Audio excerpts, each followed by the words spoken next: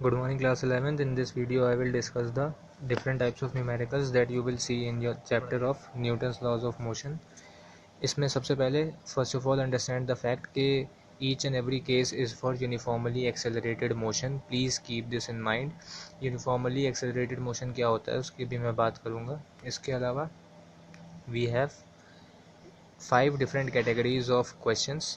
उसमें फिर एक दो में सब कैटेगरी भी है, but first of all we will focus on the first type of question that we will see in the chapter of Newton's laws of motion. तो सबसे पहला कैटेगरी है कि if a body is being accelerated और de accelerated in any particular straight line motion.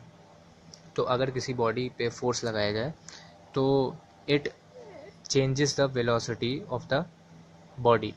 अब velocity कैसे change हो सकती है, या तो डायरेक्शन चेंज होगा या फिर मैग्नीट्यूड चेंज होगा. So in your cases most of the time the magnitude will change. तो अगर आप किसी बॉडी पे फोर्स लगा रहे हैं, खुद सोचिए, तो अगर वो रुकी है तो वो मूव करने लगेगी, यानी उसकी इनिशियल वेलोसिटी ज़ीरो थी और बाद में कुछ v वेलोसिटी हो जाएगी. So that is the body has accelerated. इसी तरीके से मान लीजिए कि कोई बॉडी चल रही है ऑलरेडी, उस पर आपने फोर्स लगाया तो वो और तेज़ हो गई, तो in that case also it is being accelerated. और क्या हो सकता है कि अगर कोई बॉडी मूव कर रही हो already and if you are opposing it, so if you are opposing the motion by applying some retarding force, in that case what will happen is that the body will eventually stop under the application of the force that you have applied as a case of retarding force. So in that case the final velocity will become zero, whereas it had some initial velocity at the beginning. So these are the different types of cases that you will see in the category first of Newton's laws of motion, numericals. तो अब देखते हैं कि notes में आपको क्या क्या पढ़ना है और किस तरीके के questions you will see in your examination. So the first thing is कि इफ़ द स्पीड और the velocity of a body changes means in either case decreases और increases with time at some fixed rate. So in that case we say that the body is being uniformly accelerated और retarded. So in that case what will happen is that whatever I have told you earlier, if the speed or the velocity changes in either case, increases or decreases at a fixed rate means कि आप time के respect में देखिए तो whatever would be the increase or whatever would be the decrease in the speed that will be constant. जैसे मान लीजिए कि हर 5 सेकंड में 10 किलोमीटर पर आवर की स्पीड बढ़ रही है, तो वो हर 5 सेकंड बाद उतनी ही स्पीड बढ़ेगी, तो that is the fix rate of change. इसके बाद so this will be uniformly accelerated. Each and every case in your syllabus as per the class syllabus you have uniformly accelerated. इसके अलावा भी होता है but that is not in your class level questions. तो सबसे पहले see the diagram कि if a body of mass m was initially at rest, तो इसका मतलब इसकी यूनिफॉर्म स्टार्टिंग वेलोसिटी यानी u इनिशियल वेलोसिटी, याद है u v t और a होता था जब हम लोग मोशन इन वन डायमेंशन पढ़ रहे थे. सो जिनको ना याद हो उनको मैं दोबारा बता दूं. If a body is initially at rest, इसका मतलब कि it's initial velocity u is equals to zero. अब मान लीजिए इस पर कोई f फोर्स लगा, ठीक है, and if this is the total force acting on this body, so in that case what will happen, in that case the body will start moving from rest to a certain velocity v. ठीक है, ये कब हुआ, जब इस पर कोई force लगा f. तो please remember F net is equals to M A. This I have already told you in the previous class, so please remember this formula. This formula will be applicable in each and every category of the questions of this chapter, so always remember this formula. And please remember this f is f net, not a simple f. So f net is net force which is acting on the body. It is not one force, two force, on any particular single force. It is the total force whatever is acting on the body. तो यहाँ पे इस diagram में as you can see there is only a single force f that is acting on the body. तो in case of f net I will replace it with f. फिर आता है f net is equals to ma. This was the formula. तो mass तो m रहेगा. Now acceleration. See, acceleration is not given in the question और the example that I have just stated. इसमें देखिए acceleration तो बताया नहीं गया. तो इस केस में आपको एक्सेलरेशन कैसे निकालना होगा, change in velocity upon time. कितने टाइम में वेलोसिटी में क्या चेंज आया। तो इनिशियली बताइए velocity, body was at rest, तो इनिशियली वेलोसिटी वॉज 0, बाद में वेलोसिटी v हो गई, तो what is the change in velocity, final minus initial, always remember.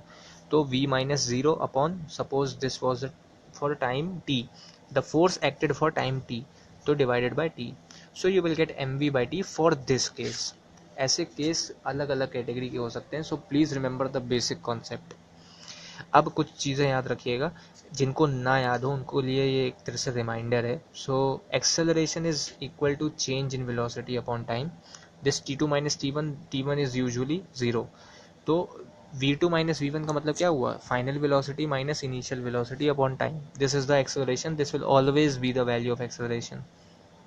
Then one more thing is there, linear momentum, which is represented by small p and vector. This is a vector quantity and its formula is m into v vector. Please remember this value, this is very very very important for this chapter. Linear momentum कोई आपसे पूछे तो do remember the symbol, it is small p, it is a vector quantity and its formula is mv. अब मान लीजिए आपको initial momentum निकालना हो किसी बॉडी का, तो क्या हो जाएगा, mu या फिर mv1, जो भी आप बताइए। एंड फाइनल वेलोसिटी निकालनी हो तो क्या हो जाएगा, mv2 या mv सिर्फ। तो आप डिपेंड करता है कि आप इनिशियल फाइनल को कैसे सिंबल में ले रहे हैं। अच्छा, जैसे मैं आपको दोबारा बता देता हूँ, सपोज ये जो पहले एग्जांपल अभी डिस्कस किया मैंने कि इनिशियली रेस्ट पे थी, बाद में v वेलोसिटी हो गई, इसका अगर आपसे पूछते कि इनिशियल मोमेंटम बताओ, तो इनिशियल मोमेंटम होता है m इंटू 0, क्योंकि इनिशियल वेलोसिटी तो 0 है, ठीक है, तो answer would be 0।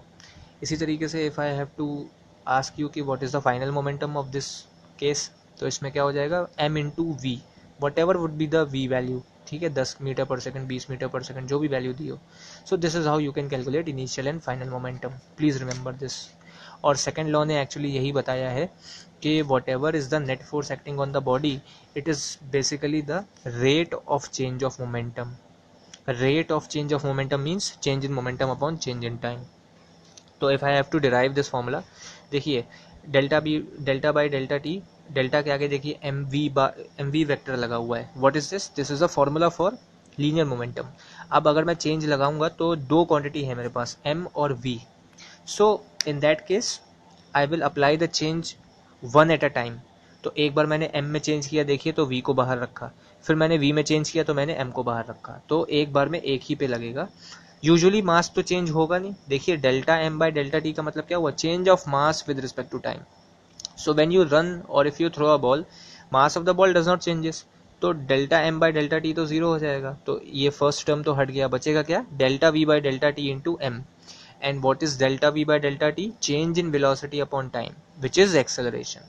So this is where the formula has came from second law of motion, which stated कि net force is equal to या directly proportional to rate of change of momentum, ठीक है, and force और momentum एक ही direction में चलते हैं, जिस डायरेक्शन में मोमेंटम चेंज होगा उसी डायरेक्शन में फोर्स भी चलेगा। This will do when we'll complete the basic category of all the questions, फिर we will do a certain higher level questions, ठीक है।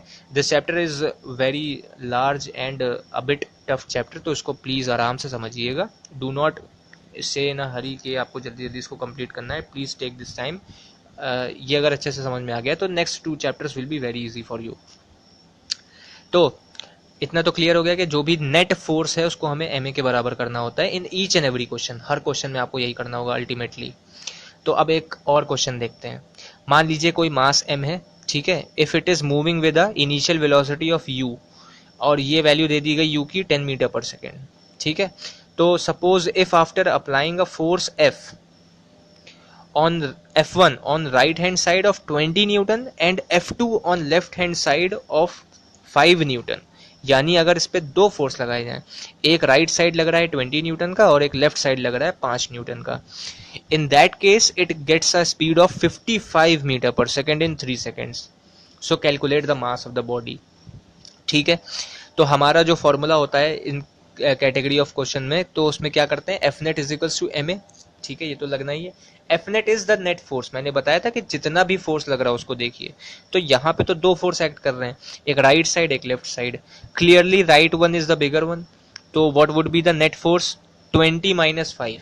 कैसे किया, एक लेफ्ट साइड लग रहा है, एक राइट साइड लग रहा है, तो ये तो ऑपोजिट लग रहे हैं ना फोर्सेस, तो नेट फोर्स क्या होगा, सब्ट्रैक्शन 15 न्यूटन, और 15 न्यूटन किधर लगेगा, राइट हैंड साइड, क्यों, क्योंकि वो बड़ा है।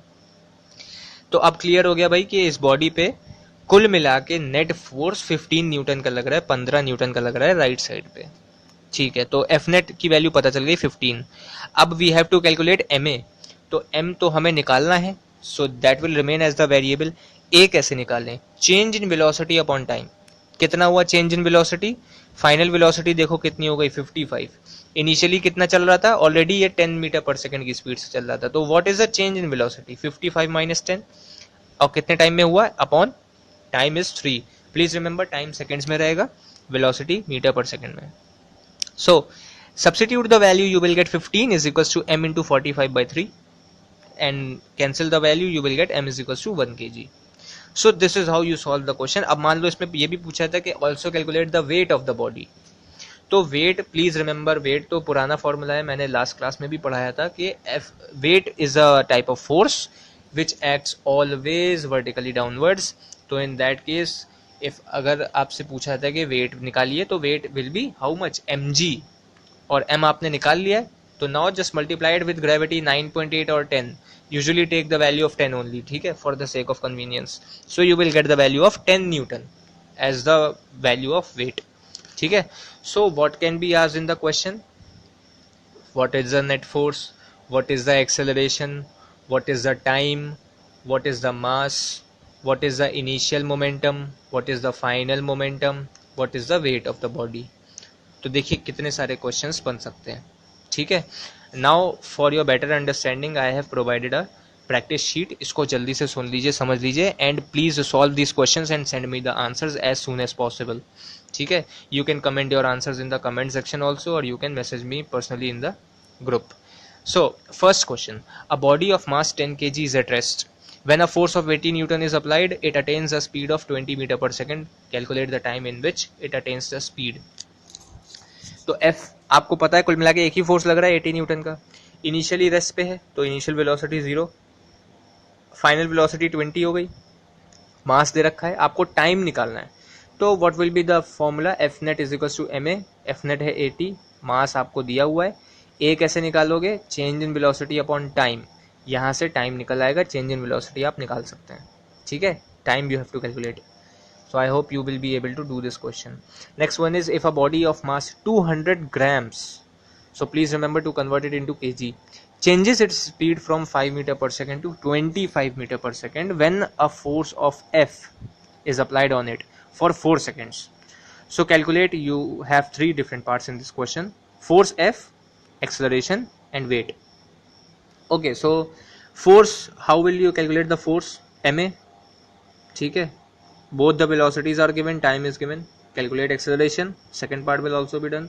Weight, how will you calculate weight, mg, find your mass is given already, so you just have to multiply it with the certain variable that I've already told you. Then question number 3, calculate the first part, net force, second part acceleration. So in this case you have a 5 kg body, there are 2 different forces acting, तो please mention the net force with its direction. अब यहाँ पे देखिए पिछले 2 questions में direction की बात नहीं की गई, तो आपको करने की भी जरूरत नहीं है। थर्ड क्वेश्चन में यू कैन क्लियरली सी कि डायरेक्शन इज स्पेसिफाइड, तो अब आपको एक्सेलरेशन और नेट फोर्स दोनों का डायरेक्शन बताना पड़ेगा। Why, because ultimately both are vector quantities, और अगर डायरेक्शन की बात की गई है तो डायरेक्शन के साथ बताना पड़ेगा। Always remember this, otherwise your marks will be deducted. Then the last question is, a body of mass 500 grams having a speed of 12 meter per second I cap. Now you can see that direction is also given. Eventually comes into rest when a retarding means something that opposes or stops. Retarding force is applied for 2 seconds. Calculate the force, retardation and initial and final momentum. So there are 3 different parts. तो अब देखिए, body has a speed of 12 meter per second I cap. It means it is moving towards right hand side, or you can say positive x axis. अब इसको किसी force ने रोका and it eventually came into rest. तो ये रुकेगी कब, जब कोई opposite force लगेगा. Now I think you must be able to know कि force किधर से लगा होगा इसको रोकने के लिए. What would be the direction of force to stop this body moving with a speed of 12 meter per second I cap? अब आपको स्पीड पता है, इवेंचुअली रेस्ट में आ गई, यानी इनिशियल वेलोसिटी 12 है और फाइनल कितनी हो गई वो आपको पता होना चाहिए। Read the question. टाइम आपको दे रखा है, मास दे रखा है, just calculate force, please mention the direction also, calculate retardation, please mention the direction, initial and final momentum, please mention the direction. ठीक है, तो मैग्नीट्यूड के साथ साथ डायरेक्शन भी निकालना है।